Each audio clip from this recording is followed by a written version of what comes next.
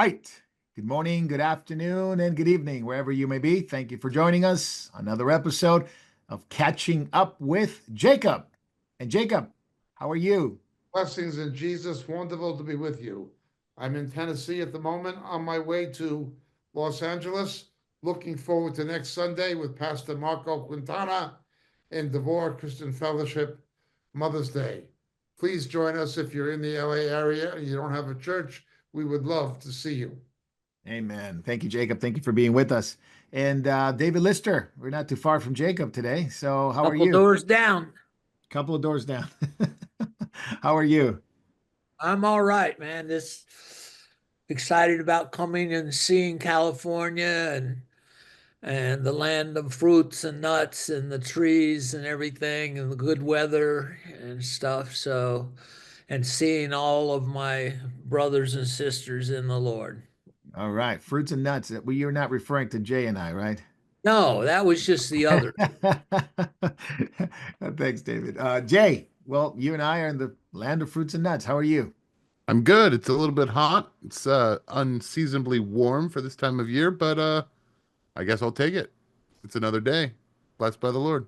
Last week I was wearing a sweater and Hmm. a beanie, and people were complaining about the cold weather. I said, just give it a week; it'll change. So, nonetheless, thank you so much for being here, Jay. And Davey's out today. He is traveling, much needed travel and vacation, spent some time away, and he sends his regards. I talked to him yesterday, and doing well. So, God bless you, Davey, and hope you and Ron are doing well while you travel. And all those who are watching us live and those who are watching us now, welcome to Catching Up. Jay, remind me, episode 33. 230, 233 episodes of Catching Up with Jacob. getting close to that 250 mark. We should Yep. have a celebration for that. Catching Up with Jacob. And we're looking at different news event, current events in light of the biblical lens, in light of biblical prophecy. And of course, we have Jacob and different takes on what's going on in the world and what the Bible says. And we have questions at the end. So if you would join us with questions, I think Rumble's down today, Jay. Is that accurate still? Rumble is still up, Oh, so praise God. we don't know how long because it is under DDS attack, so it Oh, might go down. okay. Uh, if it does, the Twitter chat is now working, or the X chat. I can see a lot of people that regularly on Rumble actually chatting there. So this is great. Awesome. Jay, will we take, if Rumble goes down, will we take the questions on X? Is that what we want to do today? I will look at both X and YouTube, All but right. if you're on YouTube, you need to move over to X to hear the answer to your question. That's right. That's right. So you can ask questions on YouTube, on X, since Rumble, if Rumble goes down, of course. And but in order to view the answers to the questions, you need to jump onto X, onto Rumble, out of YouTube, of course, and the other ones as well. Memorial.tv, RTN, memorialtv.org. We have Telegram. Am I missing one? Am I missing one? No, I think I Telegram, Facebook no, Live. you got them all. Got them all. Okay, wonderful. So lots of choices, and we'd love to have you and not only catch up with Jacob, but also you can catch up with Jacob this weekend as he will be with us, as he mentioned, in Community Church of Devore here in San Bernardino, here in Southern California. Come and meet us. And Jacob, you're on your way. This is a quick stop. We're going to say hi, bye, and you're on the way out to another part of the world. Where are you going? Right, Japan to visit our children at our children's mission in Subic Bay, Olongapo area of the Philippines. Going to Vietnam after that to meet, well, we don't talk about that. Then we're going to do the prison tour, evangelistic tour of Thailand. From Thailand, I go back to Vietnam briefly, and then down to Australia, New Zealand, and then return to Los Angeles and beyond. Very nice. Jacob, you got a busy schedule, so much prayer for you. I did see that you're Right. going to be in New Zealand, Australia area in June.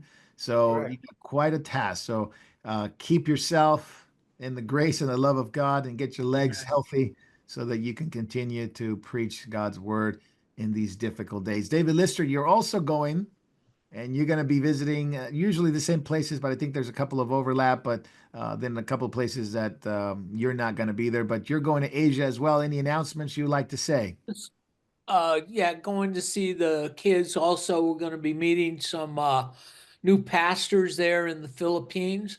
We've expanded the number of prisons. We're up to like 9 now, and we're going to be going to a poor area where the the people don't have money just for supplies and things like that. So we got to see about helping that.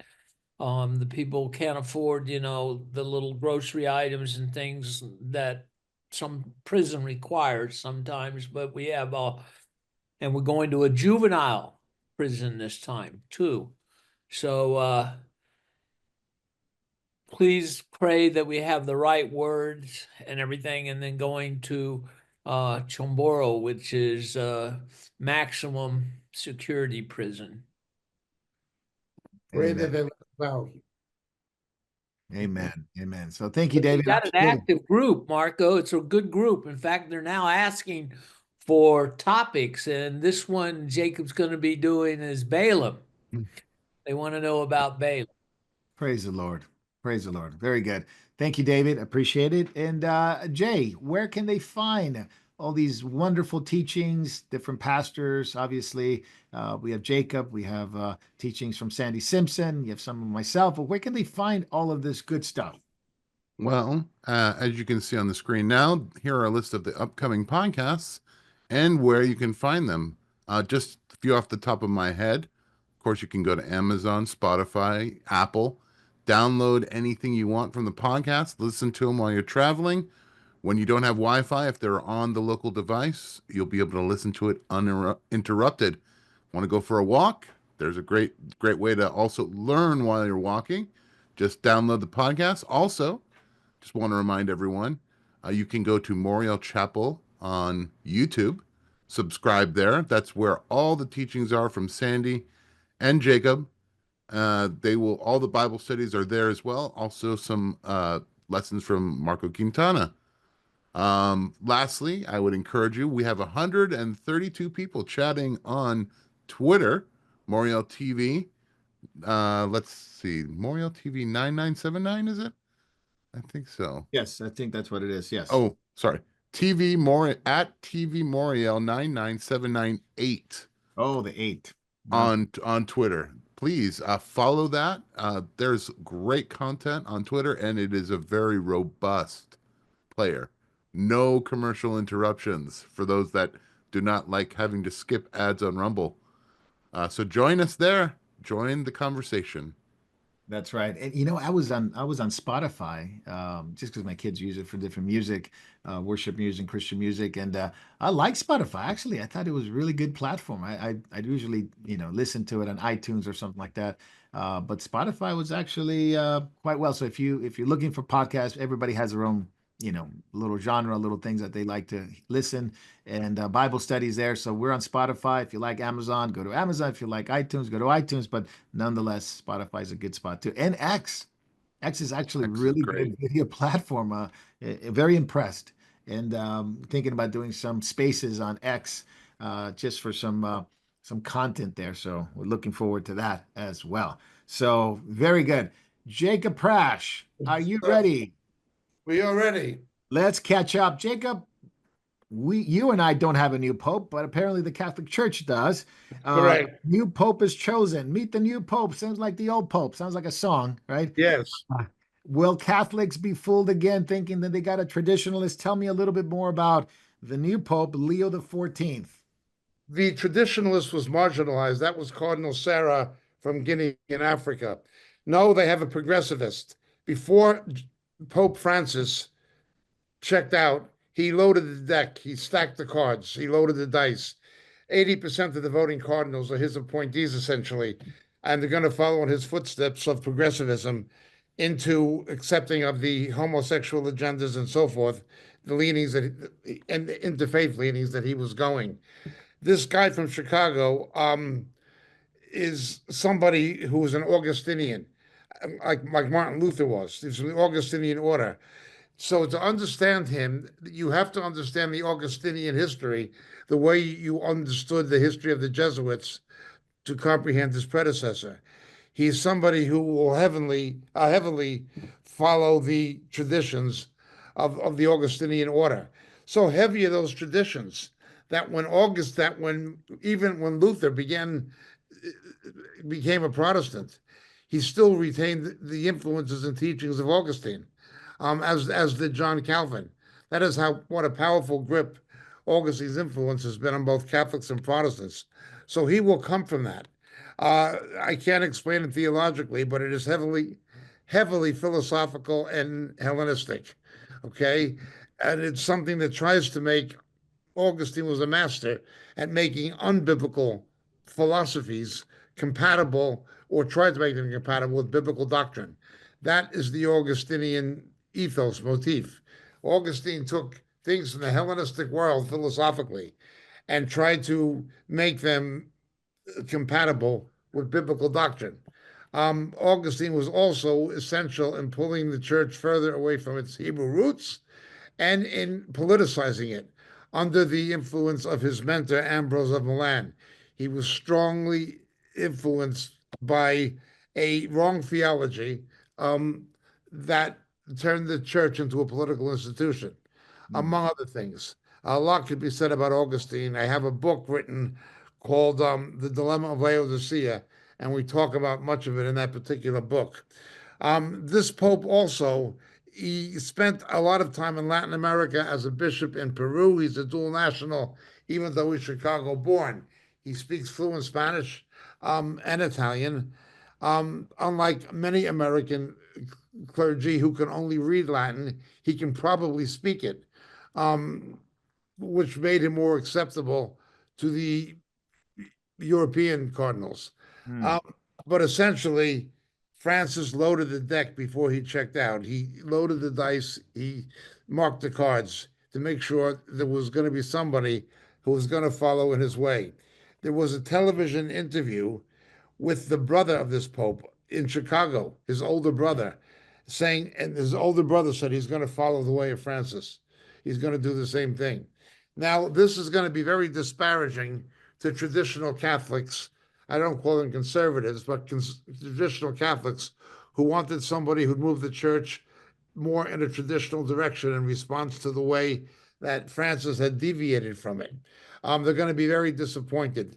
This person will be a progressivist also. Will he be more progressive? I don't know, but he's certainly not going to backpedal. That would be very, very unlikely. The one good thing is he's already been uncovered in the international media and on the internet for the Roman Catholic practice of the hierarchy protecting pedophile sex criminal clergy at the expense of protecting Catholic children. He is a recognized protector of child molesters. He did this in Chicago at a boys' school with this priest McGrath.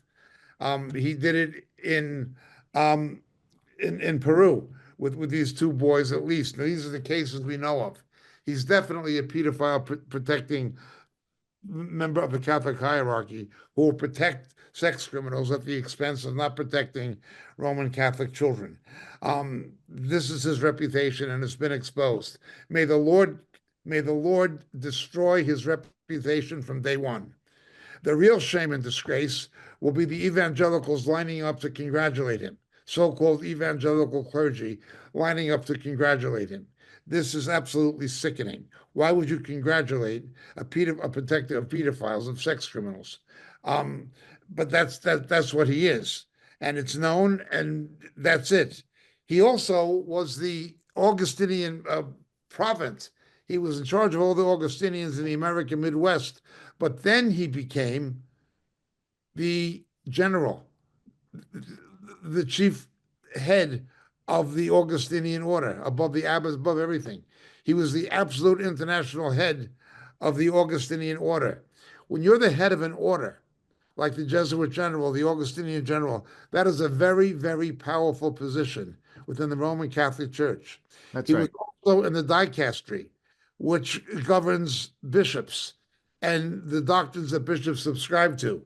This guy is very much a theocratic politician and a political animal, walking in the way of his predecessor. He's going to be a very bad pope. Or not that there's any good ones. He's going to be a bad one. Yeah. People making a big deal of the fact that he's American. It doesn't matter what he is. It doesn't matter what he is. He's an antichrist. Yeah. He's, Well, let me ask you this a couple questions, Jacob.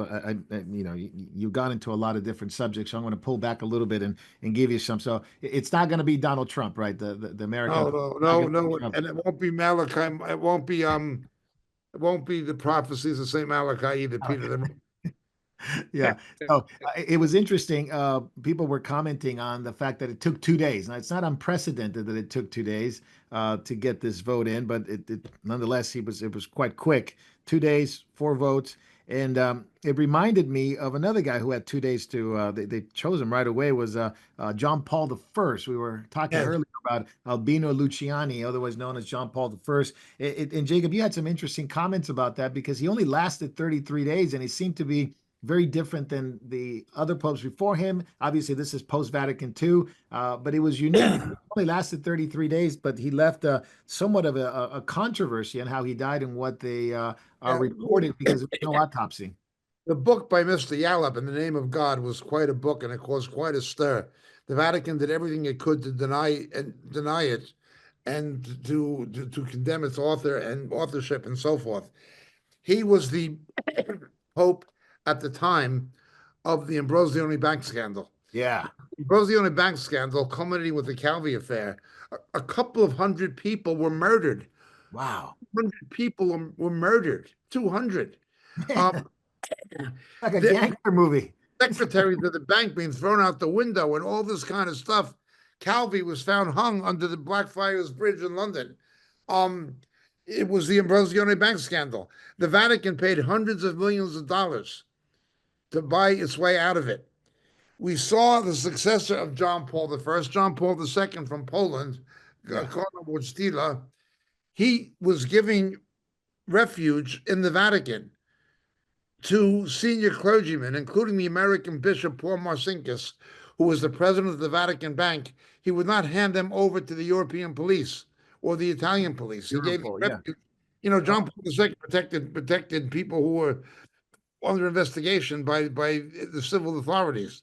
He also John Paul II also was responsible for the protection of pedophiles, as was his successor Ratzinger, Benedict. I mean, well, in that sense, he will follow John Paul II. He'll be a protector of sex criminals, okay, but in terms of his progressivism and the LGBTQ, etc., he'll be a follower of Francis. Again, the reason it only took 2 days was the dice were loaded and the deck was stacked. 108 out of 133 cardinals who can vote were appointed by Francis. Correct. And it didn't matter, Jacob, they were from Asia or Africa or the Didn't matter. It didn't matter. They were ideologically in line. It did not matter. Yeah. Jacob, the biggest donors to the Vatican is called the Peter Pence Collection. And the biggest overall funders of Roman Catholic projects globally. Obviously, it comes from the United States. And there was some discontent. You know, he who pays the piper calls the tune. Yes. It's very much in the idea of Trump. Well, look, we're paying for NATO. Why are we paying more to defend Europe than Europe does? Well, this kind of thinking may have played something of a role in the conclave. Why has there never been an American Pope and we're putting up most of the money for it? That's right. That's kind of thinking. That's a big issue. That's a big issue. Look, the Vatican runs on money. The Ambrosione bank scandal proves what it's about. It's about money. And I mean corrupt banking, money laundering by criminal syndicates. The Vatican has been a independent country whose banking system practiced laundering with impunity because it was an independent country and it could do what it wanted.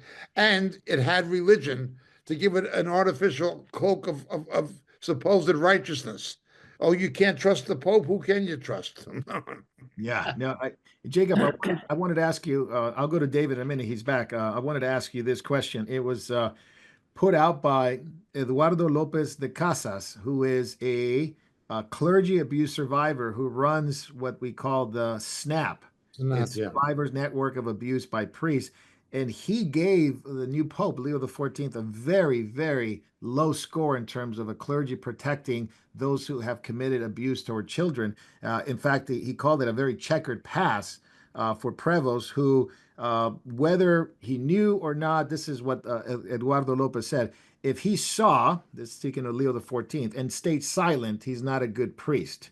And he basically is disqualified from being a pope. Now, this is a man who runs an organization to help survivors of clergy abuse. Why isn't this widely known? Now, hopefully it is, but why isn't this widely known? And why would they go for a guy with so much controversy?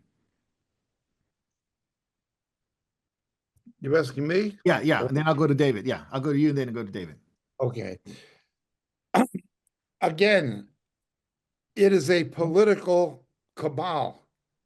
It does not run on anything other than the politics of money and power. They are, however, concerned about the public image. They Yes. are concerned about the public image because there's so many non-practicing Catholics. And Yes. they're interested to get people to come back into the Catholic Church. One of the policies of the Vatican has consistently been illegal immigration into the United States. That is why you see them condemning Vance, who converted to Catholicism, unfortunately. Yeah. It's why you see that this Pope could have, Leo, this new Pope, Prevost from Chicago, echoed Francis condemning Trump. Yeah. Because of the decline in religious vocations, as they call it, and the decline in mass attendance, and because of the sex scandals in America, they needed to find another way to replenish the Catholic population of the United States with those who practice it. Bearing in mind that many Hispanics, particularly, many in Latin America, but in the United States, have become Pentecostal or some other kind of evangelical in the last 30 years. So they see this hemorrhage into evangelicism. They have to get new Catholics. Where do you get them? Well, the obvious place to get them is Mexico, Central America, Latin America. That is why they want the liberal border policies. They want to try to re-Catholicize what they've lost in the United States to the degree possible. It is all a political game in finance, in politics, in demographics. Again, many people, even in the church, believe that John Paul I was murdered when he discovered the realities of the Ambrosio and Bank scandal and the Calvi affair and what was on back of it with the P2 Lodge scandal. Many Right. Catholics believe that, but without doubt, if there was no truth in it, then why was John Paul II protecting Paul Marcinkus, an American bishop from Phoenix, who was the president of the Vatican Bank? Why was he hiding these people in the Vatican and not handing them over to be investigated by the European banking authorities and police? It's all corrupt and it's all hypocritical. Yeah. They use religion. You're supposed to trust them and believe them, or you're being unchristian or unkind or a bad Catholic if you face the undeniable realities. This is what they did with the rat lines. Yes. When they Yes. smuggled, when they smuggled the Nazi war criminals out of Germany through fascist countries into fascist countries like the Peronistas in Argentina. They smuggled Nazis. You're supposed to forget it and pretend it didn't happen, even Yeah. though everybody knows it did happen. How did Eichmann get there? How did Klaus Barbie be hidden in a monastery for 40 years? I mean, you're supposed to overlook all that.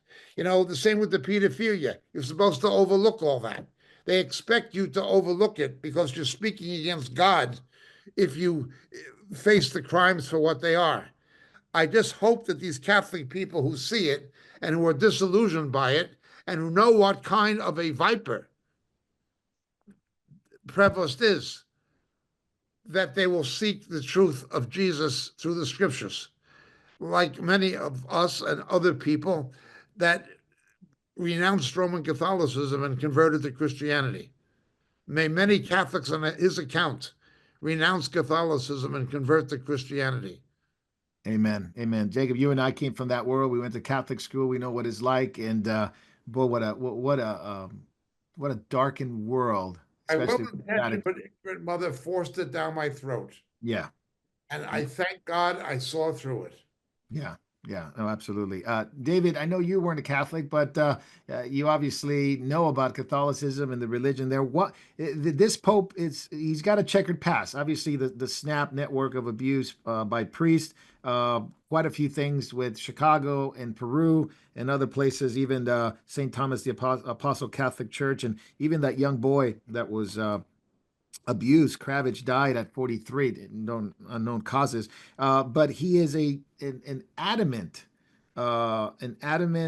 attacking MAGA people, Christians, conservative, even traditional Catholics who support Trump, and he venerates George Floyd. Are they trying to influence the American Catholic Church?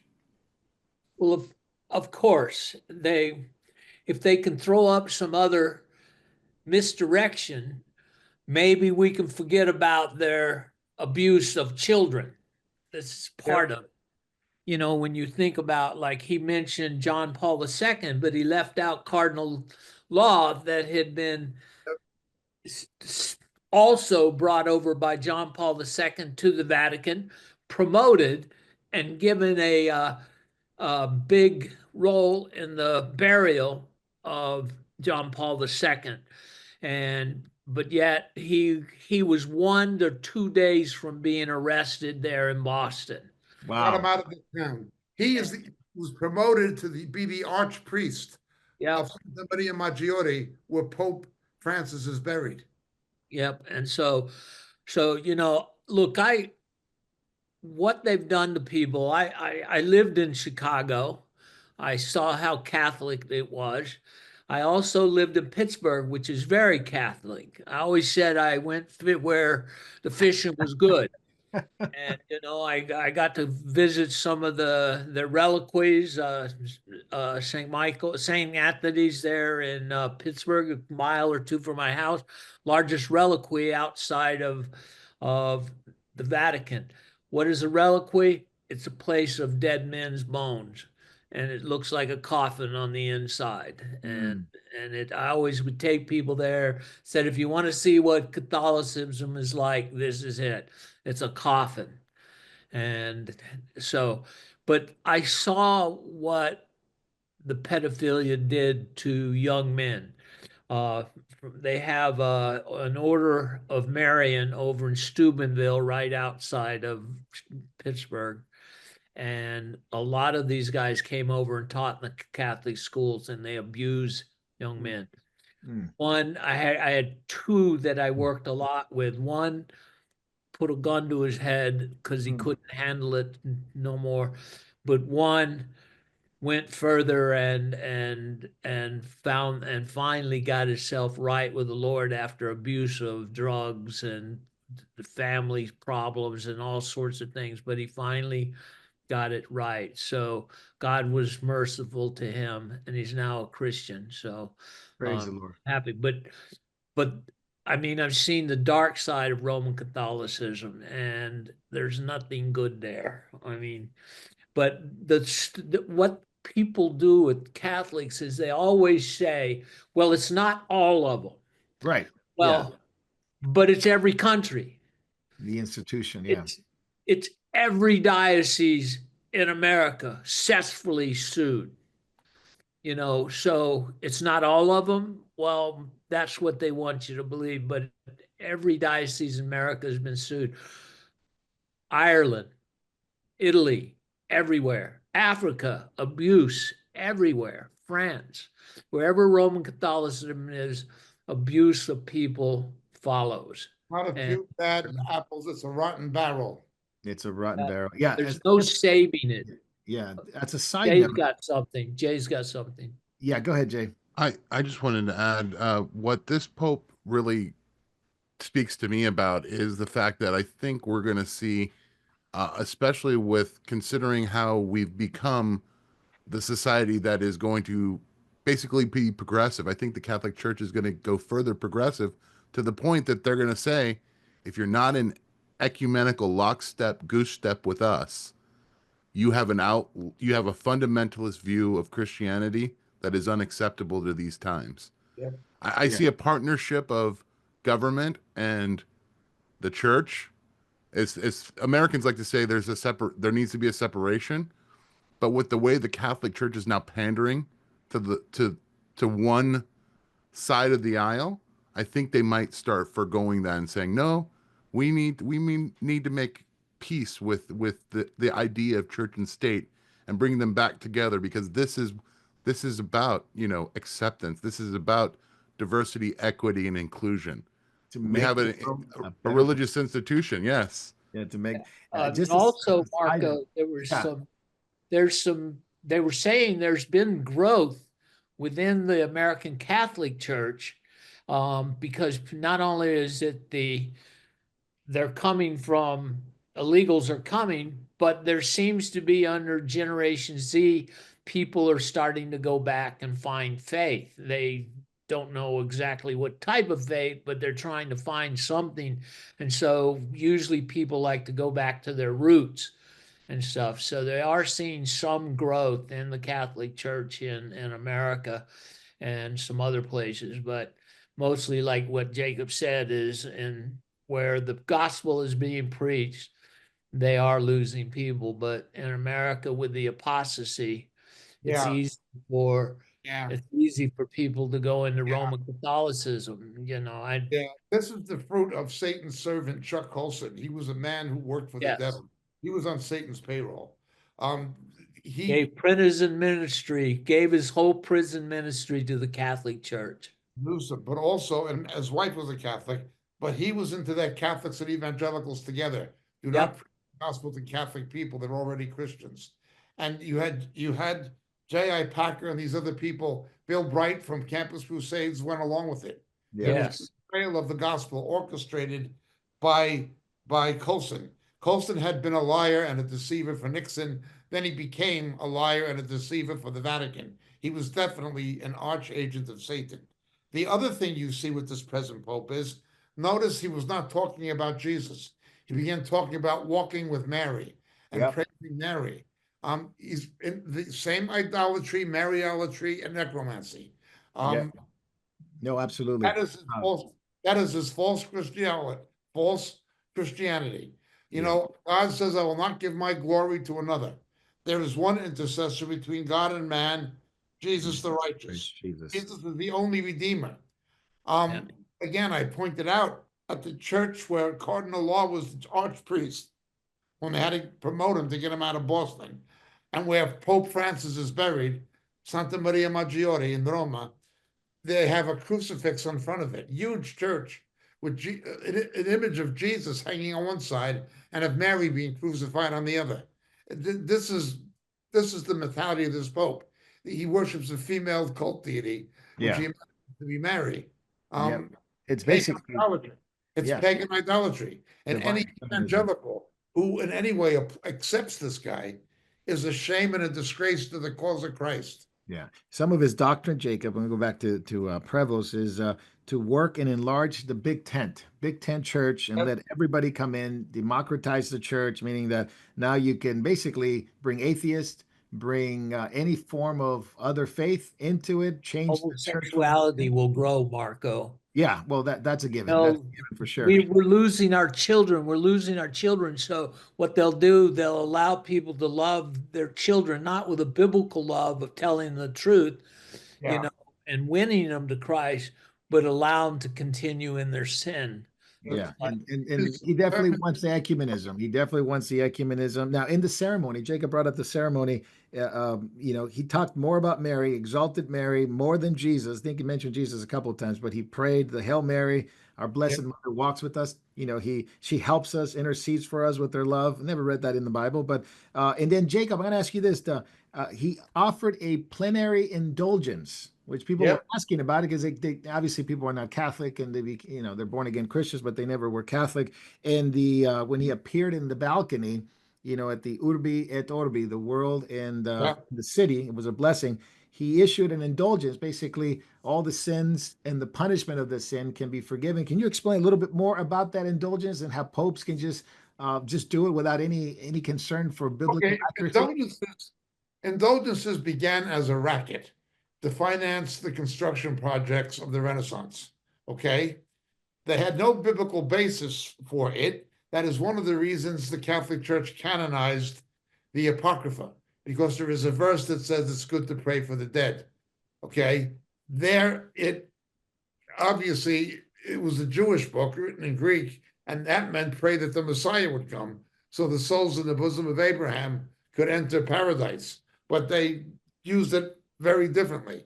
The Dominicans became the main indulgence merchants, going around when a coin into the box rings, a soul from purgatory springs.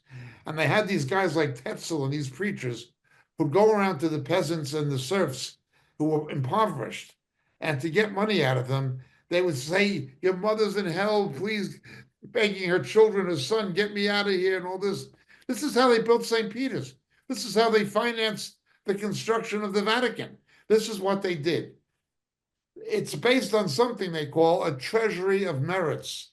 They claim that the people that the popes have canonized as saints had extra grace they didn't need. And it's in some kind of a treasure house. So the Pope has control of this treasury of merits, and he can take the grace that these saints didn't need and give it to you when you buy a Mass card or do something else to get your mother out of purgatory. The whole thing was a racket and is a racket. They have a door to increase tourism into the Vatican.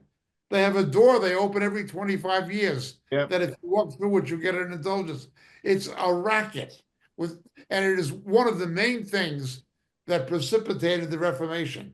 Luther saw Tetzel, and the Dominicans were preaching, you can violate Mary, sexually violate Mary, the mother of Christ, if you have the right price for an indulgence. This set Luther ablaze. And of course, they condemned Luther. Now, Luther didn't end too well, but he certainly began right by telling the truth about indulgences. And they still exist. People buy Mass cards to get indulgences for dead people. What can you do for the dead? Nothing. But that is their teaching, the treasury of merits. Yep. Also, this Pope is synodial. He wants to put more power into the magisterium of the church, meaning he wants to make it appear to be less monarchical, appear to be. It won't be, but it will appear to be. And in that magisterium, he will have voices that represent homosexuality, lesbianism, theological liberalism, anything that is going to advance the institution itself. Yep. His interfaith emphasis is very much pontifical. With the Roman emperors, the bridge builder between all religions. That's right. That's exactly what he said. That is absolutely preparing the way for the Antichrist. The Antichrist, the false prophet, will come in the character of the pontifical religions of Rome. You can have any religion you want as long as you acknowledge the pontiff as the bridge builder. Now, he's not the first pope to do this, but he's doing it. Yeah. He actually mentioned it, Jacob, on his speech that he's a bridge builder. He wants to build bridges to everybody. So big tent, this is pure Antichrist. big bridges. The real disgrace is going to be these stupid evangelicals, false shepherds of God's people. Yep. Who are going to accept this guy as being of the Lord. Yeah, no, it's absolutely right. Jacob, we're going to go into another subject here. We'll pivot into India and Pakistan, and the fighting keeps escalating. And this week we had airstrikes into the Kashmir area on the Pakistani side. And of course, the Pakistani side is also attacking through drones. So there's been some major fog in the war, meaning that we don't really ultimately know all the casualties. Some figures are 20, 30, 40, 50 from both sides. We know that Turkey is getting involved on the Pakistani side, helping them. Yes. China is helping them take down some of the drones from India. But this is escalating, and I know this has happened before. It all stems back, of course, to when it split. You know, India split after the British Empire. But this particular fight began a couple weeks ago when terrorists went into the area of Pahalgam, which is in Kashmir, killed 26 Hindus, men. They let the wives live. They killed the men. And then it began this hunt for the terrorists, which Pakistan seems to be hiding and keeping them from being arrested or being taken out. And here we have the conflict. And because of the nuclear capabilities of both nations, this is getting to become a big problem. Jacob, your comments on the war? Okay, there are three or four aspects that have to be understood to understand what's happening. This is at least the sixth armed border conflict between India and Pakistan since the partition of India and Pakistan that was implemented under the guidance of Lord Mountbatten, the uncle of King Charles today, who was assassinated by the IRA. Since the partition, there have been at least 6 armed conflicts. This is the latest. Only this time, you're talking about a nuclear-armed Pakistan and a nuclear-armed India. That fear of escalation to a nuclear conflict. Their own version of the Cuban Missile Crisis. That is one problem. The second problem is the China factor. China, with its Belt and Road Initiative, and even before that, had a relationship with China,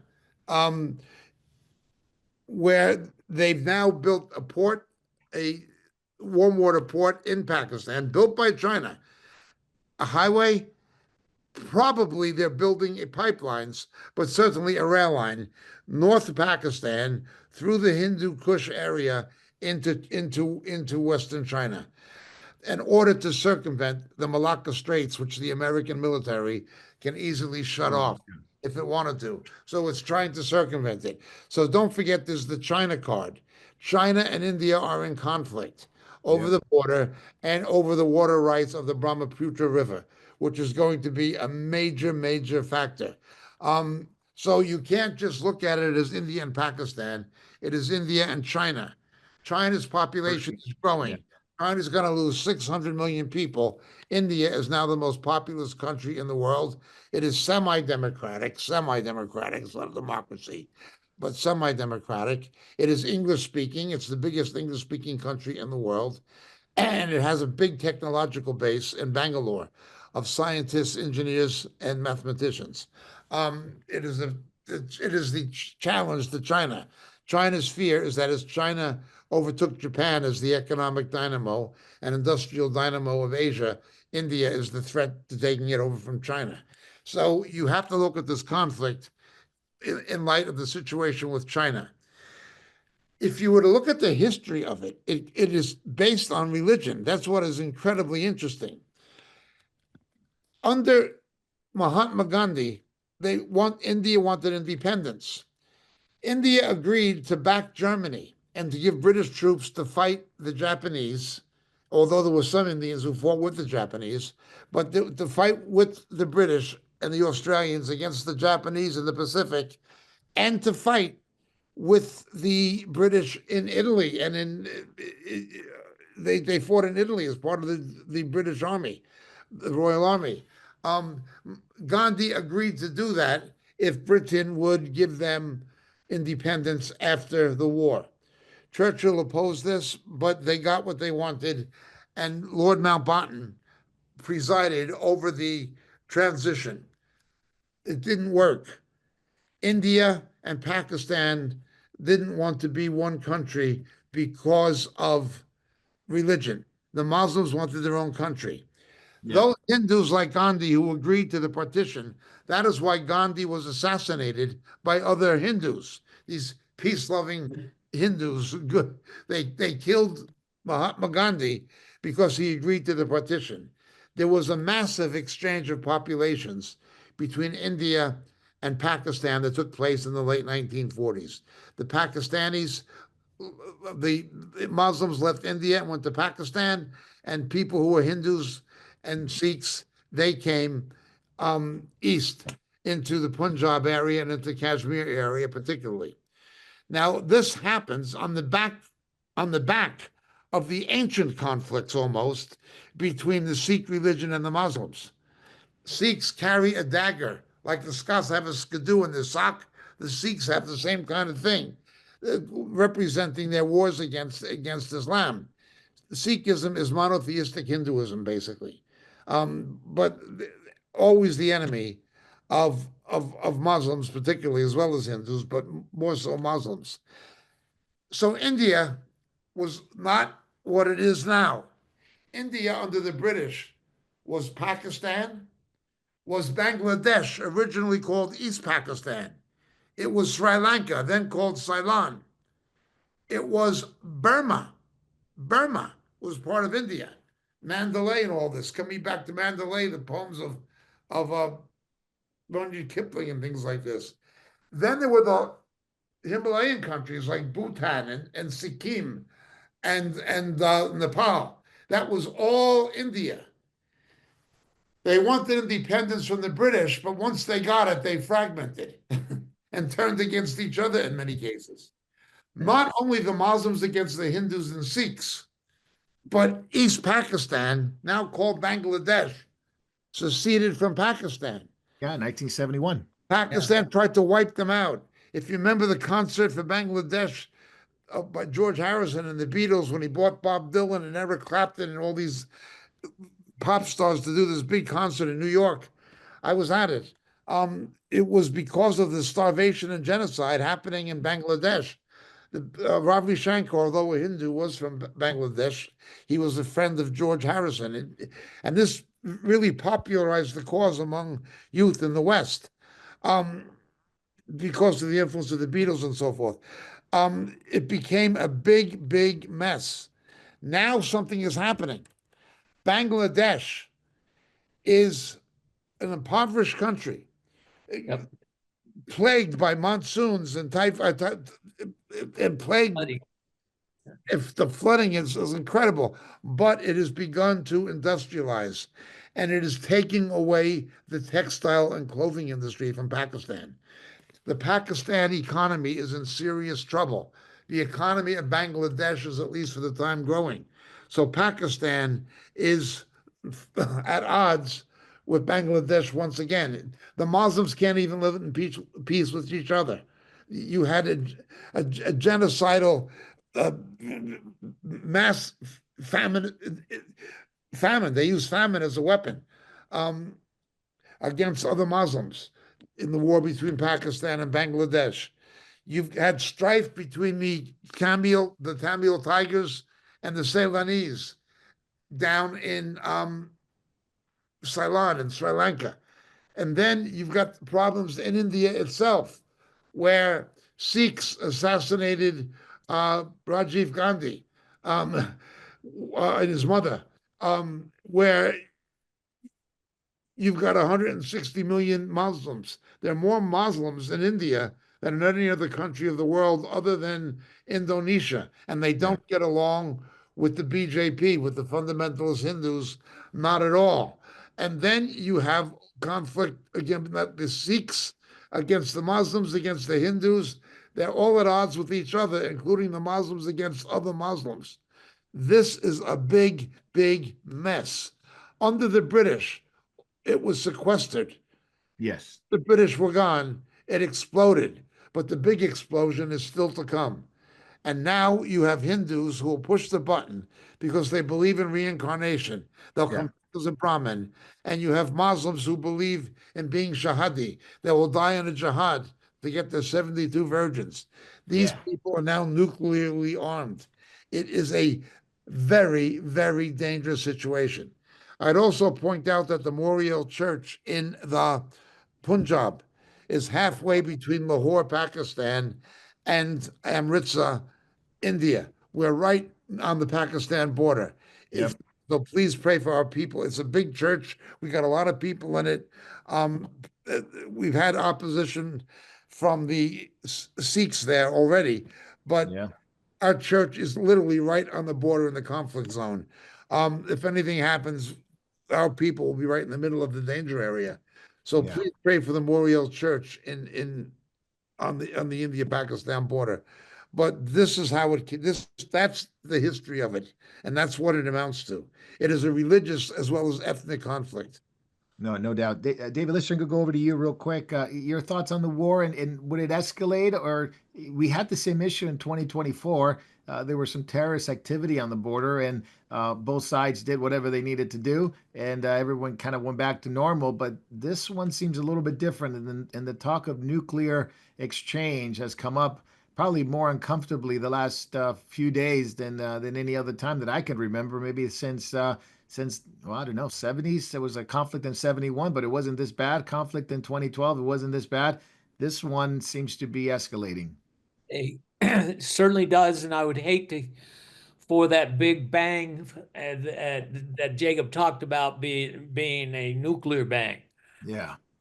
So it's terrible, and and so we definitely it does seem really escalating, and it is a little bit different than the other ones because now you have all these different allies of the various states adding fuel to the fire and ammo to the supply chain. So you have China, their Yep. defense industry went up because of this.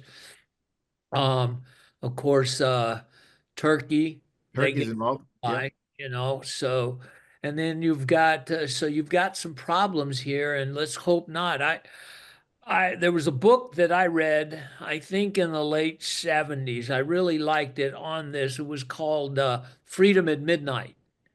It was it read very easily and everything and explained minute by minute and hour by hour the events that were happening. It was really a good book. I would recommend if anybody wants to know about the split that Jacob just went through and everything and who was involved and everything. And the book goes down to even individual people and not just the leaders. So that was pretty interesting. And my friend Don Nix um, from Memphis produced the concert for Bangladesh, so I didn't get to go, but Jacob did. So, but it's if they're industrializing, that's good for them because they have been, when they first were created, it was always monsoon, people dying by the thousands because of the flooding and everything. That's it. It was also conflict between Bangladesh and Hindus for the first time. Yeah, Right. so it's a terrible thing because of religious hatred, and you wonder why people are leaving religion. May they all find Jesus. And Marco, I would ask for prayers because you and I are both talking with Mark about going there. This late November was what the latest that Mark said. So may God bring peace to that area and Definitely watch at the over times our like this. orphans. Yeah, at a time like this, where there's wars, rumors of wars everywhere, Yep. there seems to be no short of that. Jacob, go back to you about Pakistan, and in my thought was this when I was writing some of my notes today. Pakistan is really just an artificial entity. It was just a British invention to try to kind of bring some kind of peace in that area. Now it's been 77 years, almost the same amount of time as Israel became a state in 1948 Yep. and it introduced terrorism in that area, Yep. not only against Baluchistan, against the people there, against the Sindh, against the Pashtun people, against the Kashmir people, and of course Bangladesh, as you mentioned earlier. So ever since then, it's just been Islamic terrorism. They even attacked Afghanistan, which is also Yes. a Muslim country. So again, just like the Palestinian idea of an entity there that was artificially created, there's never been any kind of Palestinians in the sense of what they describe them today. The same thing in this area in the Islamic influence. So, talk to me a little bit about the what you see. After the Second World War, Yeah, you had two major partitions that saw an exchange of populations. One was what happened under Nehru and Gandhi in India Yep. yes, that created Pakistan and East Pakistan, today called Bangladesh. That was one, okay? And that conflict endures to this day, okay? In India, you still have a big Muslim population, okay? Now let's look at the other one, the UN partition of the Holy Land, okay? Israel was created as a nation. The French Empire collapsed in North Africa after the Second World War. Okay? It was only the Berbers and the Arabs that were left. The French from Algeria, from Tunisia, even Morocco, they left. Okay? They left back to Europe or to Quebec, Canada. Some of them went to Canada. What happened to the Jews who were there? Moroccan Jews. Well, a few of the educated ones went to Europe. Most of them came to Israel. The Jewish populations of Tunisia and these other countries, they left North Africa and came to Israel. When the so-called Palestinian Arabs violated the partition and attacked Israel, the United Arab Command told them to leave Israel. We're going to drive the Jews into the sea, and then you can go back. Well, they lost the war, and now they couldn't go back. So you had an exchange of population against the background of war in Israel, and you have the same thing in India. Yep. But you, the same as you have a big Muslim population inside India, that is a thorn in India's side and a pebble in India's boot. Israel's got the same thing. It's got a big Arab Muslim population. Now the Circassian Muslims and the Bedouin Muslims and Christian Arabs and obviously Druzy people, they're all right. But Israeli Arabs who are Muslim are divided. The majority of them don't like Israel. India's got the same problem as Israel, which is one of the reasons you see this friendship between Israel and India. They're exchanging intelligence information. The Mossad is providing intelligence to India. They are also cooperating in high-tech engineering. Israel is the Silicon Valley of the Middle East, and Bangalore is the Silicon Valley of Southern Asia. So you have now technological cooperation of a considerable scale going on in Bangalore in cooperation with Israel. So you have a rapprochement between Israel and India that had not been there. Traditionally, even under the Congress Party, the governments of India were not pro-Israeli, but the realities of the common threat of Islam have made them bedfellows of convenience, both in terms of high-tech industry, but also military intelligence cooperation. That's what's happening. Yeah, that's why there's such a good relationship with Israel and India, isn't it? They see themselves as sort of a kindred in terms of what's going on. Israel's got a lot of Muslims living in it, Yep. and India has a lot of Muslims living in it, and it's the same kind of problem.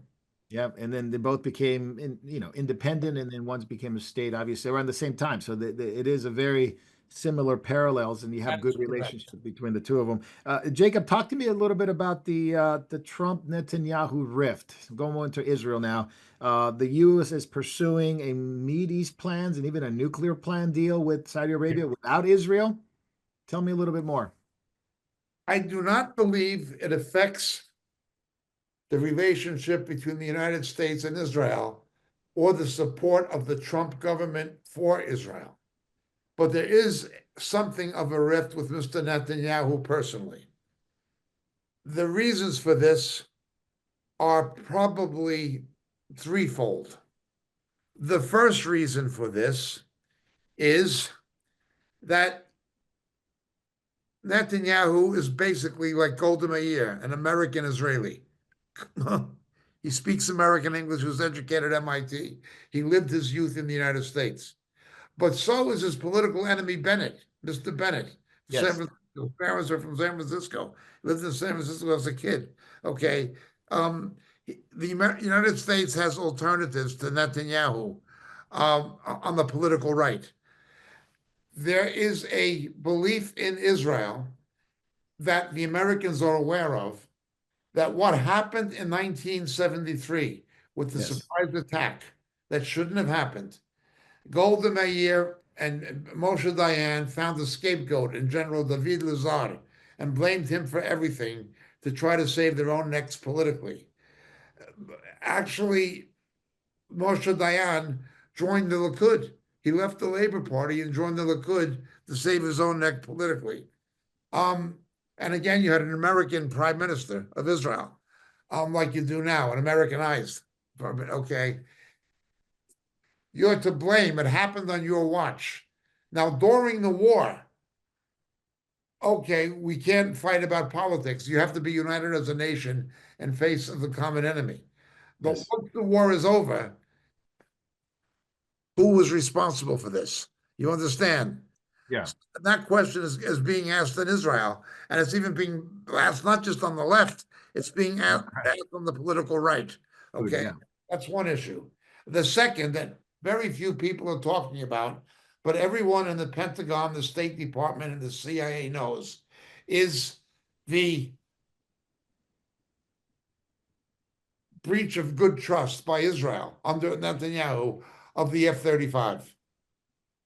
Israel asked for these something called ULSA codes, which the Americans gave to no other country that bought the F-35, and Israel said, we need it, to modify these jets for our own uses.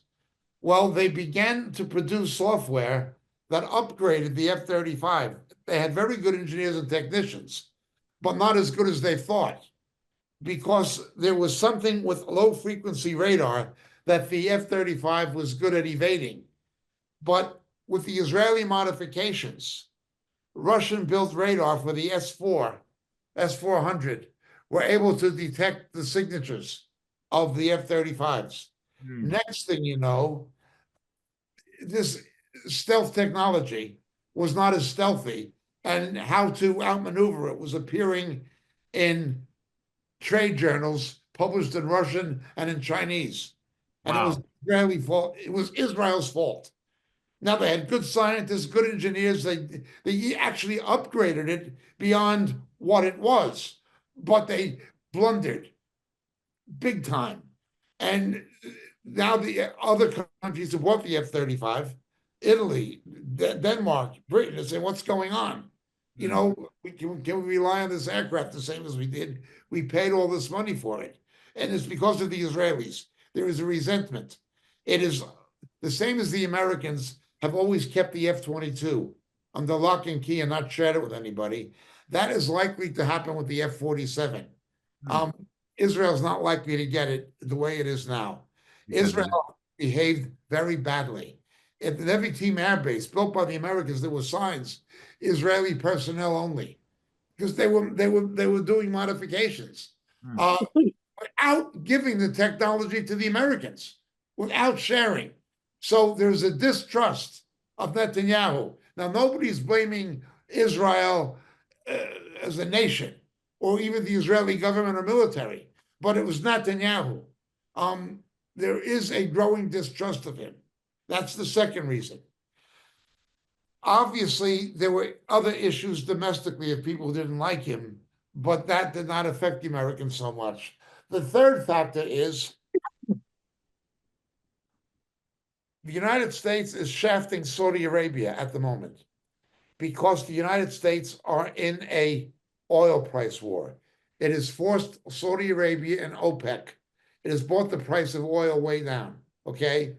Saudi Arabia is now being hurt by the Americans, okay? The Americans are Trump is doing everything he can to force the Saudi Arabians to the negotiating table to expand the so-called Abrahamic Accords, okay? Listen, you want your economy to improve? You want more money for oil? You've got to play ball with us because we're a producer now again. What Biden did is undone. We are going to drill, okay? So the price of oil has come way down, okay? And there's nothing OPEC can do about it. Secondly, that is one factor. So they're pressuring Saudi Arabia economically, okay? But they're also pressuring Israel to come to make this accord. Right. To make this accord. The big thing that troubles Israel, however, is not that.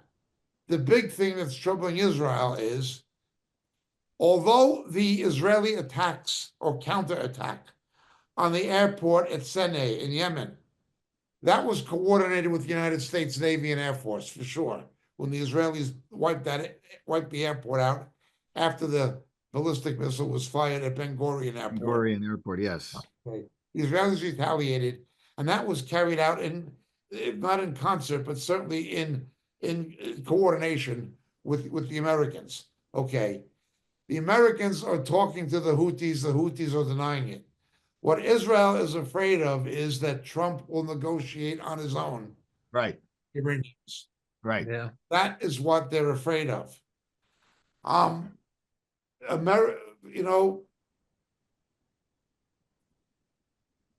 Netanyahu has to bear some of the responsibility for what happened on the October 7th attacks.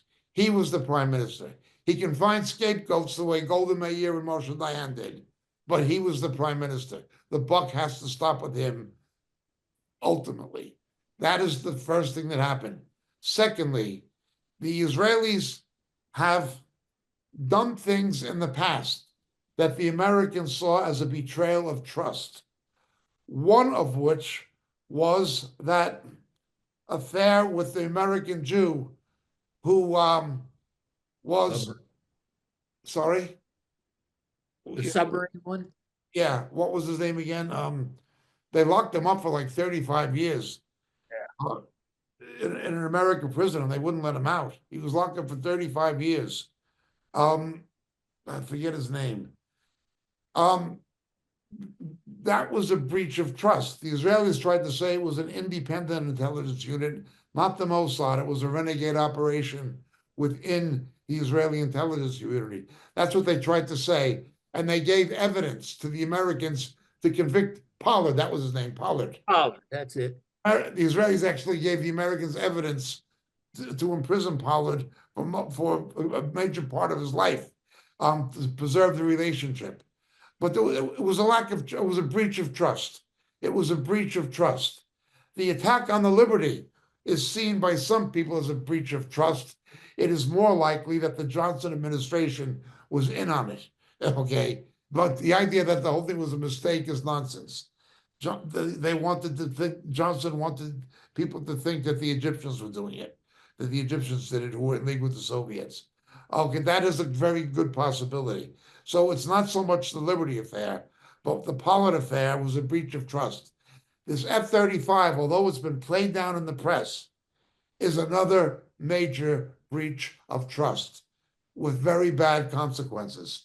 And again, Netanyahu is the Rosh Hashanah, the prime minister. So the Americans are looking at the possibility of other alternatives to Netanyahu.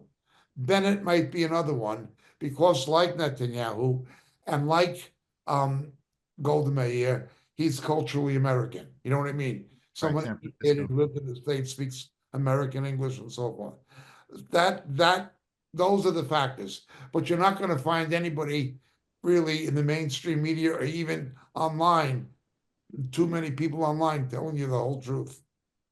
They go to great lengths to keep it sequestered. David Lister, we'll go to you. Do you think Trump will move ahead and get these deals done, even if Israel's not involved? I don't know if the Senate would go along with it, but he's got the Saudis. He's going to visit them next week. He's going to go to the Middle East. Obviously, as Jacob pointed out, he still loves Israel, has a relationship with Israel. Maybe the prime minister will need to be switched in that regard. But what do you think Trump's main goal is here in the Middle East? Abraham Accords, pushing deals with Saudi Arabia, getting things done there. But Israel is sort of on the back burner at the moment. All of the above with him.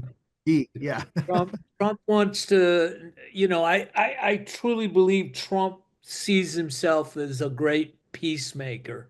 I think he would love to be seen as a peacemaker. You see this with the Ukraine war. You see this here in the Middle East before. So I can see him wanting to have the Abraham Accords expanded. But, and he needs, I think he just signed $100 billion buy or sell to the Saudi Arabians. So that's another big $100 billion. 100 billion. And so that's a pretty good purchase. And more so when we're dropping all of our F-18s into the water over there. So people haven't seen it. We've lost 3 jets off of 1 carrier. Some people think they're being flown to Israel, but I don't know. So I think that he needs to keep the chess pieces moving to keep his opponents off guard. Yes.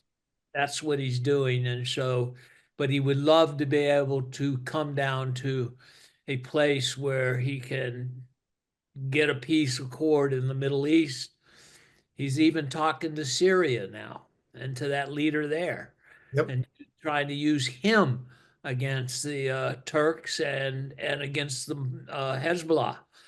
And so it's quite interesting when you step back and seeing what he's doing and how he's negotiating. He's got all these lawyers and law firms negotiating trade deals, negotiating here, negotiating there, but he's not doing really well on the Russian front right now in Ukraine, even though he got the mineral rights. Yeah. You still have to get in there, and it could take some time to start opening those mines and being able to ship everything. But if you've got a person that's an antagonist, such as Russia, well, they can keep you can get the minerals out of the ground, but you got to get them on ships and get them out of the Black Sea. So Yeah. you can have some problems there. Don't forget, as David said, he's a businessman. He postures. Yeah. I'm talking to Saudi Arabia. I'm talking to Persia, to Iran. He postures that way to make Israel want to make concessions. If he does something, he wants Saudi Arabia to make concessions. He postures. He presents a high-risk stakes with tariffs, with anything. He maximizes the potential ramifications of something to the brink of disaster in order to get people to negotiate. He does not think like a diplomat or a politician. He thinks like a businessman. Yeah, and he's been quite effective. Jacob, I did want to ask you, from his enemies, the left here in America, the leftist, democratic, Marxists. 2 ladies are on the news very, very highly this week, not in a good way. Fannie Willis, Letitia James. Any comment on that? Because they certainly. I mean, I was going to ask you about Crockett, but anyway, she's on another podcast with. She's also under some attorney. Crockett is also under some investigation. Right. Yeah. Yeah, but Willis and James, what do you think? Willis has got problems, and James has got bigger problems. I pray to God for their indictment and conviction. I pray to God.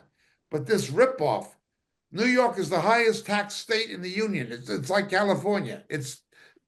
People are being ripped off, and the taxpayer is being expected to put up $10 million to defend her, not as Attorney General, but for crimes she's alleged to have committed as Attorney General. Taxpayers are getting the bill for it. This woman is an outrage. I pray to God the Lord brings her down and that she's convicted. The evidence plainly points to her guilt. Yeah. Plainly. Yeah. She uses legalese. Legalese, when you say baseless, when a lawyer says baseless, what they mean is, I believe in court, the body of evidence you present and the counter evidence we present will mean you can't get a conviction. That's what they mean. It doesn't mean that there's no evidence. It just means they think in the strategy of a trial, you won't get a conviction. That's what the term baseless means. She's not denied anything. Yeah. I'd like to see her subpoenaed by Congress and say, look, you've filed litigation against the U.S. government with 18 other attorney generals. We need to determine if you are the legal attorney general of Virginia. Now tell us, did you actually consummate your marriage to your father, or is it a scam to commit the felony of mortgage fraud. Yeah. Yeah. I'd love somebody like to ask her that. Yeah. You know Well, what I mean? did you see the heckler that was in New York who basically interrupted her speech and basically said, would you apologize to the American people for what you did to Trump with his baseless allegations? And how does it feel to go to prison for mortgage fraud in your investigation? And they escorted the guy out, but people began to applaud him. She's a very unpopular, and as more people know about what she's doing and what she did, uh, Yeah. I think it's inevitable. Most of the people on the internet calling her out are black people. That's what's interesting. It is. Yeah. No doubt. No doubt. Or educated I black don't people. know if you guys saw that Trump got his 400 plus million back. Did he? Yeah, the judge ruled his favor, and so, but nobody's reporting it. Just quietly went away. He had no. The guy came out against her case, the judge. What's really interesting is Rightly so. whether you like Megyn Kelly or not, she is getting more views than MSNBC and CNN. Yeah. No doubt. Jacob, I wanted to ask you this because of there's some things obviously against Jewish people in Israel, and it's even more in Europe that they've come in against them. And one thing that's interesting was the Eurovision thing. Now, before we get into the economy, because the European Union is trying to do something against Israel. But in terms of the Eurovision, of course, this is a contest that they do in Israel's. Yeah, it's a big deal in Europe. Yeah, Ireland is trying to get Israel out of there. Other countries are trying to get Israel out of participating in the Eurovision, but it's in Basel, Switzerland, which is an interesting thing. And I went back in history and I said, well, that's the first Zionist Congress was in 1897 with Herzl. It is. What a turn of events is it? Can you comment on the Basel, Switzerland, what happened there? Is the capital city of the European pharmaceutical industries. Siba, Geigy, they're all there. Hochmeier, Organon, I believe they're all there. The railway station, you've got the Gare on the French side and the Bahnhof on the German side. Huh. In the same building, you have a German section in Germany, you have a French section in France, and a Swiss section in Switzerland.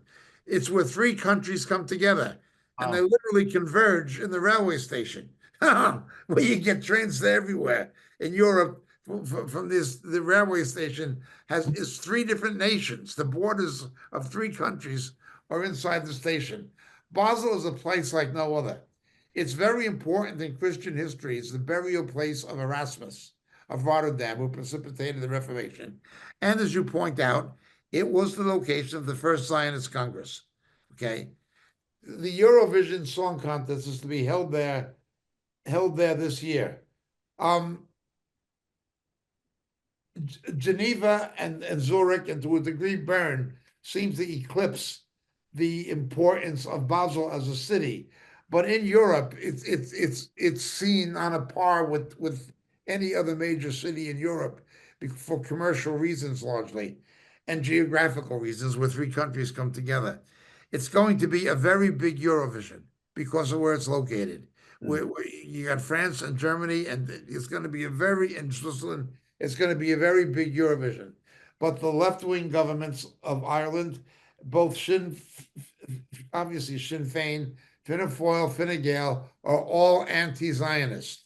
Yeah. And they're all against the Irish patriots who are trying to stand up to Islamic immigration. They're all pro-Islamic immigration, like Merkel was. Okay? Therefore, they're anti-Israel. And Roman Catholic, which predisposes them to anti-Semitism. This is what's happening. But it's not only Ireland, there's other countries. Yeah. You'll see in Ireland, I've seen rock concerts in Ireland, people dancing with Palestinian flags. Oh, man. Now, there are other Irish people who rip down Palestinian flags, but they're being called Nazis. Yeah, extreme right wing. Jacob, sticking with Europe, the European Union, they're going to review the trade with Israel, the trade deals that they have with Israel because of what they're doing, what Israel's being blamed to be doing in Gaza, and obviously the human rights violation and all the crisis that they claim that's going on there. So they're going to go after Israel. Obviously, it's not just a Eurovision. At the same time, Europe is launching in basically tariff wars against the United States. and digital currencies to their citizens by October. So this is all coming to play, and Europe seems to be the epicenter for a lot of nefarious things. But we'll start with Israel, move to the U.S. tariffs, and then you can talk about the digital currency and digital act services that they tried to pass. Concerning Israel, it's always a Genesis 12:3 situation. I'll bless those who bless and curse those who curse. And it's an Obadiah verse 15 situation.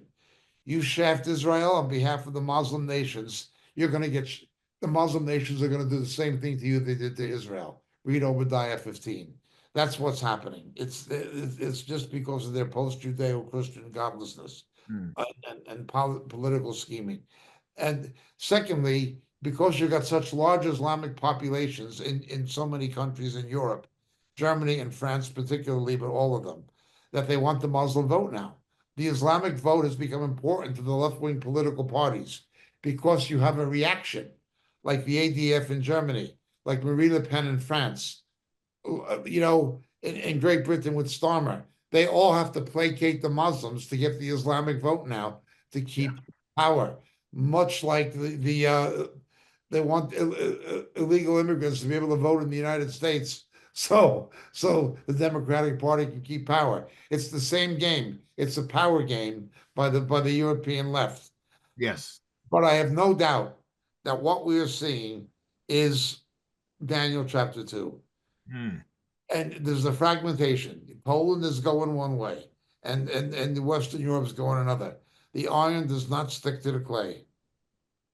Yeah, they're actually trying to sue 5 different countries in the European Union because they're not going along with, well, one would be the digital euro, and the other one is the digital act services. Let me pull up the countries that are not going to be on it, or at least the lawsuit from Brussels is Spain, Cyprus, Poland, Portugal, Czechia, are all failing, the European Union says, to keep up their national digital services, which basically comes with the digital euro, digital ID.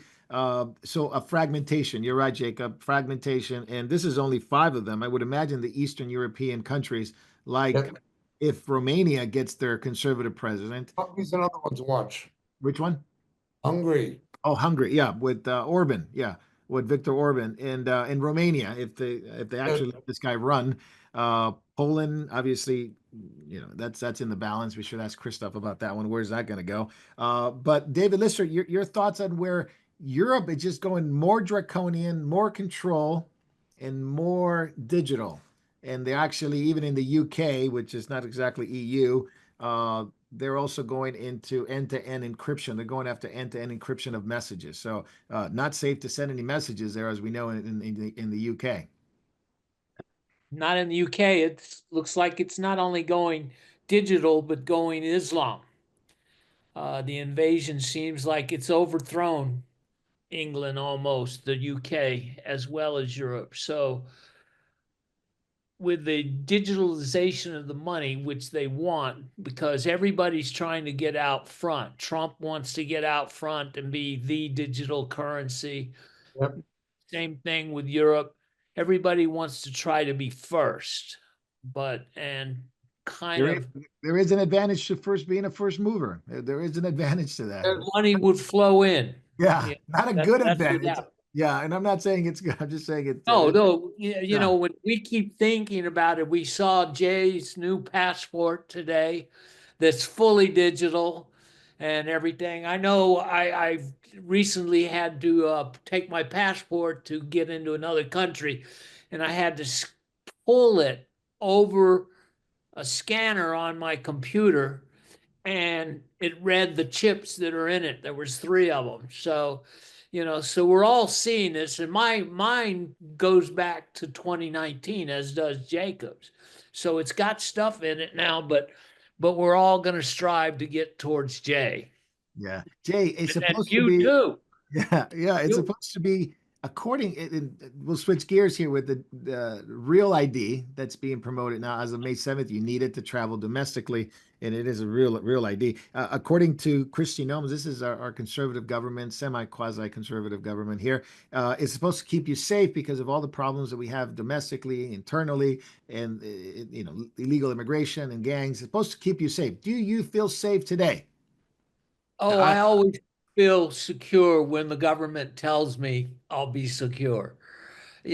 So when Jesus comes and the government's on his shoulders, absolutely. But as far as feeling secure, it only means more invasion. I mean, the amount of gold that's been bought recently and the amount of physical gold that is being put out there, people want to be able to buy and sell gold without having identity. You can take a ounce of gold, you can go right down to some pawn shops, some jewelry shops, and say, I'd like to sell this, and they'll give you generally 95, 96% of the value of the gold, which the other day hit almost $3,500, So there's a lot of gold trading going on. And so that's one way. And the government doesn't like that, Marco, because they want the capital gains on that, but they don't know anything about it. It's all a Absolutely. cash business or a cash and check, whichever way you want. So but people are taking profits off of it, and let's hope it's a good divestiture, but the investment, but the invasion of our privacy. Listen, this Jacob has been saying for a long time, we're on the road to the mark of the beast, and this is one more step, one more step, one more Yeah, step. no doubt. I'm going to ask Jay real quick. Jay, you got a real ID just recently. Do you feel safe? According to Christy Nome, you should feel safe. What do you think? Yeah, no, I don't feel safe. I think the idea that this little piece of plastic inside my passport is going to do anything in the end to make me safe or make my country better, it's just a globalist lie. Yeah. They're not going to, there's no state in the entire United States that's going to require a real ID to vote. So the whole idea is somehow that's going to help me. No. The idea that you can't have forged passports with digital ID. Oh, come on. What century do we live in? Everything can be faked. Everything can Yep. be hacked. Yep. If we're dealing with a Rumble hack today, and This yet is Rumble. This is Rumble. this is Massive Rumble, company. Yeah. and they can't stop the hack. So the idea, okay, this is going to displease a lot of people, but the idea, first of all, I like Trump, but here's where he falls down. As much as he talks about sovereignty, he talks about going against the globalists, he's walking right into it right here. This is what they've been pushing for. This is the social credit score. This is the beginning of that. And he's giving it to them. Jay, I got to ask you a question as best as you can. Obviously, you're always honest about things, but is it nefarious? Is it naivete, or is it a double agent, bad cop, good cop type stuff with the Trump administration? And I know, look, people hate Trump, people love Trump. There's an extreme polarization, and then there's reality, right? But what do you think? I at this point with this letdown, I'm just saying this for right now. He could change. He could change me, but I think that it is a bait and switch. I think that the fact that we are here today discussing the digital ID, which is the Chinese social credit score being pushed by the Trump administration, shows that we really have no choice when it comes to democracy. They're going to put up people that will be their willing puppets no matter what side. Sorry. No, that's all right. That's going to get either a lot of people upset or a lot of people just went like this because it's such polarization even among viewers and why. And I could imagine people in my head going like, "That's right, Jay," or "No, Jay, come on, you're being too black pilled. You're not enough red pill. We need one red pill." Jacob, what do you think? Red pill, black pill, white pill? What do you think? I think Mr. Trump is looking at the short to medium term advantages and not wanting other nations to get the precedent over the United States and being the first to do it. I think another factor in the equation is BRICS. Okay. So I think he's looking at all of those things and he's willing to take the risk or sacrifice Yeah. the longer term ramifications of this potentially because of the realities of wanting to be first and because of the issue of risk threatening the dollar's position as the basis of basic world currency reserve. That's what he's thinking of. That's what any president would think of.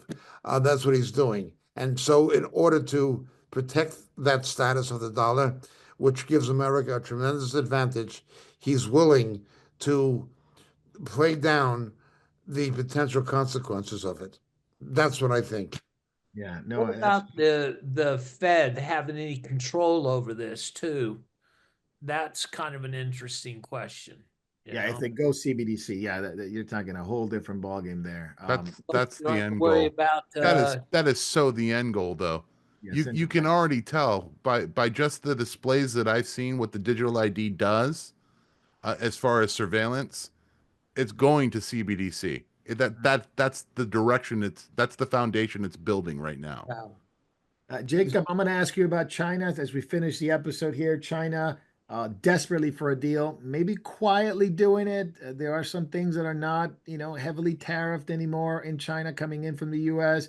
There are certain things that they're kind of acquiescence, but there's also the UK deal, although not official. It's in the works, and of course Canada and Carney being here, Klaus Carney from the World Economic Forum being here and making a joke. Canada's not for sale for what Trump said. Well, never say never. So, your thoughts on those three things? First of all, if Britain does it, it brings tremendous pressure on the major Commonwealth economies, including Australia and Canada and New Zealand, to get on board with it. Okay. That's why he's going for Britain first.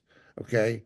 Britain still has London still is a financial and banking center where there's a lot of capital investment in the Commonwealth countries, even in the Caribbean as well. But that is one factor. It's always one of the reasons he's going for Britain first. And again, of the Five Eyes, these at the center of the Five Eyes is the Anglo-American special relationship. Okay, so that is one factor. China is something different. China, they've got the long-term demographic time bomb of losing 600 million people. And well, India's population is going to grow. That's their first problem. Okay. That's their first problem. But they've got to keep that problem on the back burner to deal with the nearer term problems. The nearer term problems, growing unemployment, growing youth unemployment. Okay. Huge explosive debt, both personal debt, corporate debt, and government debt by both local governments and national government. Worse I than the think United it's 256 billion. I think 200 of debt Yeah, but I mean, on you the talk private sector. in percentage of United States is bad, but in percentage of GDP, the Asian countries, Japan, and especially China are in worse shape. Okay, even Singapore, which is considered the most solvent economy in Southeast Asia, their public debt is 200% of GDP. It's worse than the United States. Asia is all of Asia's like that, but China is the biggest. The biggest. That's a shorter term problem. Then it's a short and a longer term problem. The other problem is they had a 21% decrease in trade with the United States, a 21% decrease in exports to the USA. That is something they cannot afford at the time for the time being. The other factor is, remember, China is building a war machine. The United States does not just see the trade as a trade issue. It sees it part and parcel of not funding or financing China's capacity to continue to expand its arsenal and its potential military aggression in the South China Sea. They are using economics as a military factor. Remember, this is what brought down the Soviet Union. This is what brought down the Soviet Union. They had the Soviets spending so much on weapons when Reagan went with the Star Wars. Okay. Yeah. Now that was hurting the United States. It hurt the United States. It drove the deficits way up, paying for aircraft carriers with credit cards. But the United States could better afford it than the Soviets. Okay, the United States with the Saudi Arabians who are angry over the Soviet invasion of a Muslim country, Afghanistan, partnered to drive down the price of Russian oil. They waged economic warfare against the Soviet Union and forced its disintegration. What you see happening very much is the same kind of thing. The use of an economic weapon in a strategic conflict. You are undermining the capital base and the industrial base of your adversary, which is China, through economic means. You're waging economic warfare. That is the other factor. I always say, to understand China, read Sun Tzu, but The Art of War. But don't forget, people who go to Harvard Business School and Princeton Business School and London School of Economics, and people who go to West Point and Sandhurst also read Sun Tzu. You know what I mean? China is predictable. China is always predictable. They follow Sun Tzu like a book, like a roadmap. They've got to follow Sun Tzu. Once you understand that, you know what they're going to do and how they're going to react. Mr. Trump knew what they were going to do. No matter what they say publicly, whatever China says publicly is for the consumption of their own public. Don't watch what people say, watch what people do. A 21% decline in exports to the United States is at a time like this, when they're already battling unemployment and huge debt, is something China can't handle. Yeah. David Lister, tell me about Canada. Do you think they're coming to the table? Only two countries have not been willing, or at least on face value, they're not willing. Canada and China. That tells you something, doesn't it? Well, I think China's meeting with Treasury Secretary. Some agents of China are meeting this weekend. So I think they are coming to the table. They're having a lot of economic troubles in China. Factories closing. Huh? Factories closing. Factories closing. Not getting People paid. are flooding out of the cities because they know what happens when you get locked into the city. So they're having that. And so China's having to rescope the way it does real estate and the speculation. So they want to get out of that. And so they need to come to the table because they live on exports. They don't let people into their marketplace, and they don't have money. The Chinese people don't have money to be consumers like Americans or Europeans do. So they have to come to the table, and the tariffs are working on them. And he's going to let some down, but they're talking like stopping them at 60%, which was above the 20%. So we should still make money on it. Yep. And then as far as fanatical savers, but they saved their money in the wrong way. They bought real estate. That's right. Yep. And that's why they're having to rescope their whole real estate market, which was all a shadow anyway. But Canada has to come. They have a big surplus, but if we're not selling them and if we're not buying anything from them, well, we're not getting hurt. And then, like Trump has said multiple times, we have the lumber, we have the oil, we have a lot of the things that they need. We just need to buy some aluminum and everything till we get ours going again. So, David, Jay, something? Yeah, go ahead. Was it Jay? Real quick, Yeah. I just wanted to mention from our previous topics, we're going to try to run some polls on YouTube since we have the ability. And we ran a poll. The question was, will Europe become a part of a worldwide Islamic empire? And from the Moriel audience, 10% actually reporting in, 57% believe that it will indeed become part of an Islamic worldwide empire. 42% of our audience is very, very optimistic and says no, it will indeed not. No, that's interesting. Thank you for that poll, and thank you for those who responded to that. Thank you, Jay. That's a pretty good question. It's a pretty good insight, and the trend doesn't look good. The trend is your friend until the end, and then it doesn't look good. Jacob, final thought on Carney. He's a very zero carbon WF guy. He's one of the 4 guys, by the way, who's on the trust, like on the board of trustees, and also one of the founding board members. So he's no small guy when it comes to the global system. He wants to implement more climate policies, so Canada continues not to produce oil. Not to produce oil. Will this bode will this bode well for the American oil producing companies? Like Trudeau, like Albanese, like that woman in New Zealand who's gone. What was her name? Ardern. He's like Tony Blair. He is a Schwab slob. There's no question. He is first and foremostly a Schwab slob. That is true. But look at his record in London. Look what he did with the Bank of England. The guy is not a winner. He's a loser. He's not a winner. He is a loser. Canada, 90% of its population lives within 100 miles of the United States. It simply does not have the economic wherewithal without the American markets. Now, he may pivot towards China. It's crazy. That would be crazy. And that will be to the detriment, ultimately to the detriment of Canada. You've got all these people from Hong Kong who flooded into Vancouver to get away from China, who hate China. So he's going to alienate his own Chinese population doing it. But he's not that clever. They